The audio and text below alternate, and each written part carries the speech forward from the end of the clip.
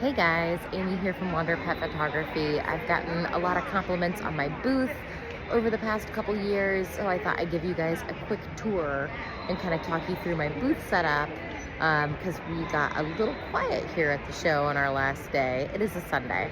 And so I'll kind of show you what I have set up, what it's all about, and what I found that works for me so that you guys can take what you like from this and maybe implement some for your own shows. So here we go.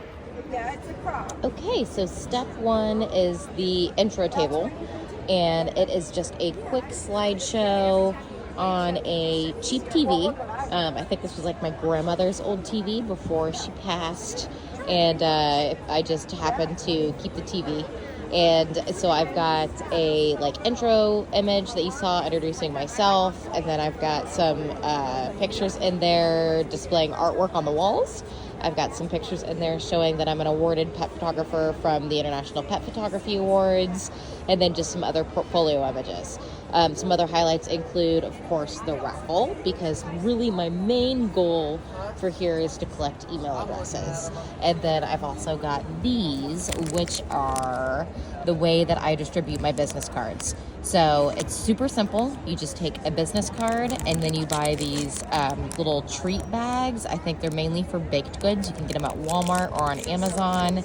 And I put 6 little milk bones, or 5.5 in this case, inside of here, and then you just staple your business card on the front. People love them, and then you can just hand them out to people as they stop and grab candy. The candy is important. So people see the candy, they stop and grab the candy. Well, after they stop and grab the candy, then they're like, oh my gosh, pictures of dogs. And then the moment that they see pictures of dogs, then you ask them, what kind of dog do you have at home?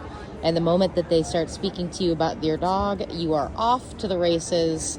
And then just make sure they at least leave with a business card. But typically you can get them to sign up for the raffle.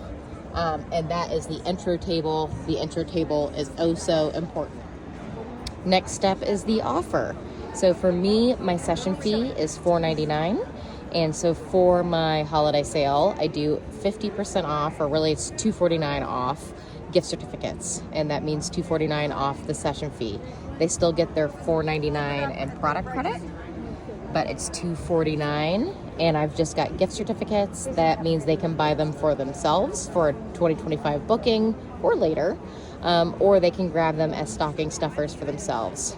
This is a mounted board that I just got printed at FedEx, and I designed in Canva. I think it ran me about $35. And yeah, not very expensive, and it's just displayed on an easel here. It works great. It's big. It lets people know the price. This is the one and only special I'm running. That's it. I don't make things confusing. It's $2.49. And then after I get them hooked and they say they want to buy, I let them know they can add on additional product credit if they choose to, if it's a gift for someone else. But I don't confuse them with any other offers before then. This is it. This is the only thing I'm offering.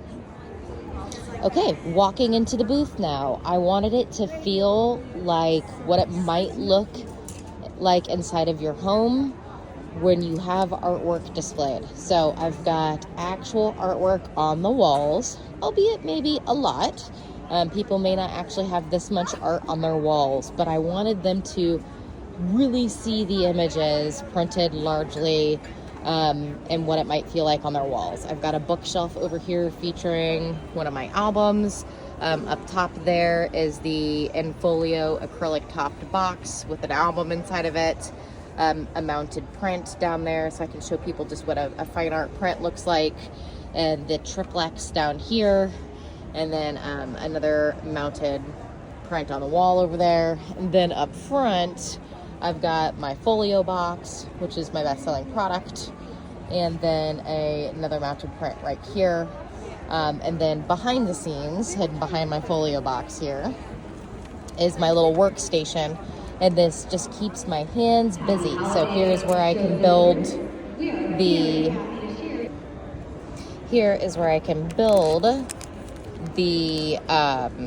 little treat packages. I do not pre-build these ahead of time. Allow yourself to just build them on site. So I can stand here behind my table and look out at folks as they're arriving. As you can see here, I've got my laptop set up with the HDMI cable, so I can see what's displaying on the TV. So if people stop and they're like, oh my gosh, it's Fluffy, then I can say, oh, you've got a Shih Tzu at home, because I know exactly what's on the TV. There's my dog Mickey. Which is super helpful. But also, it just is like very disarming for people if I'm back here working and I'm not just looking like I'm going to pounce. So I've got my just little workstation with my stapler, with my treat bags, with my business cards and my milk bones. And I can just be back here working and building these at a very slow pace. And it also helps pass the time when it gets a little slow. So that's important. I found it really disarms people when you're building things, and it helps conversations build naturally. So you're not just standing at the edge of your booth or waiting at the edge of your booth, waiting to pounce on people and talk to people. Okay, so let's talk about the booth itself, right? The construction of it. So this is essentially a vinyl sticker. I found the maker of it on Etsy a few years ago, so I'll have to go look specifically to remember the company name. But I'm sure you can find more of them. But it is just a vinyl sticker that I stuck on to my booth walls. Now, my booth walls are actually hollow doors.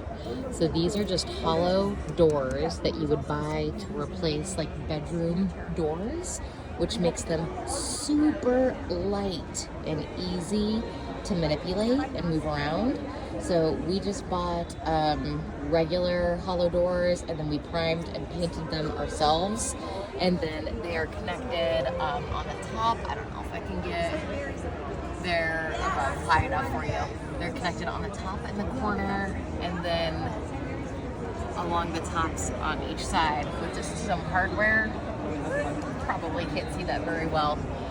With some brackets, and then along the bottoms with some brackets to secure them. So I've got, let's see, four pieces, 1, 2, 3, 4 along the back, and then 1 on each end. The 4 along the back makes it exactly 10 feet. And when I say exactly, I mean exact. So if your booth space is a little bit off, you might have some issues wedging it in there, but it works out great. And then these lights are just clamp-on lights, like with wires. They're not battery powered, that I got from Walmart. They were super cheap, super easy. As you can see, that light bulb went out. I didn't worry about it. It's all fine. It looks great without it. So that is the booth wall all put together. When you step back, it looks great. No one really notices the seams, nor do they care. So yeah, hollow doors makes them very light and easy to maneuver and easy to put together. And then I forgot to mention that the actual artwork itself is stuck on with Velcro. So if you can see in the back here. So they are just Velcroed, double-sided Velcro or whatever, to the wall itself. Okay, taking payment. I've just got a Square device. It is what I use for taking payment while I'm here. I've got it connected to an iPad. You can also use it to connect to your phone, but I find that my phone drains faster on battery than my iPad, so I just keep the iPad here as well. So that is for taking payment. Pretty easy, pretty straightforward. The next thing is keeping a notepad and a pen.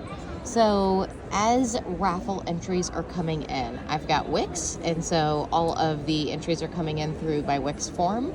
And as I'm seeing those entries come in, I'm actually getting notified via email.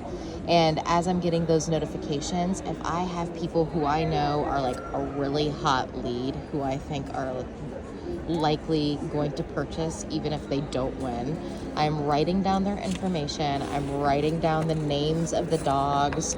I'm writing down any other little tidbits that I think that are going to be important to know that they may not have put on their raffle entry form. So that way, when the show is over, I can reach out to these people specifically and record a personalized little Loom video and just say like, hey Margie, thank you so much for coming and stopping by my booth on Friday. It was wonderful meeting you and hearing all about Mabel and Gracie.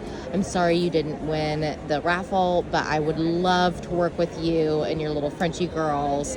Here's a special offer just for you. Remember, it's only valid until X date. Let me know if you have any questions. I'd love to work with you. So make sure that you've got a little pen and paper to take down some notes of your own. And that is always super helpful. Okay, I think that is it. That's pretty much how this goes here. Rinse, wash, and repeat. I have found that really it's a one-man show. Like I was talking about earlier about being disarming, so making sure that you're not just sitting idle and kind of waiting to pounce on people, making sure that you have your hands busy and that you're busy doing something, but you're aware and waiting to talk to people. So if you've got someone else working the booth with you, it can mean then that someone's just kind of standing around, and people can sense that. They can feel it coming from like a mile away. And it can make them very guarded and not even want to stop and grab the candy, which is weird. So I prefer to always work my booth alone. I'll sometimes have my niece come and work with me, and I can actually notice a decline in my sales and in my email raffle signups when she's here. It's nothing against her. It's just from the fact that like people can sense that there's someone waiting to talk to them versus me being kind of back here just doing my own thing and them coming up and grabbing a piece of candy, noticing the artwork, and then immediately wanting to talk about their dogs because it just feels very natural to them. So I think that would just be the last piece of advice that I have to recommend, is that if you can work the booth on your own, do it. Because I think it's just a more natural flow for the attendees or for people who come up to talk to you. So have fun, work those in-person events, even if it feels scary, because meeting people, making them an offer, and telling them what you do, right? That's what it's all about. Talk to you guys soon.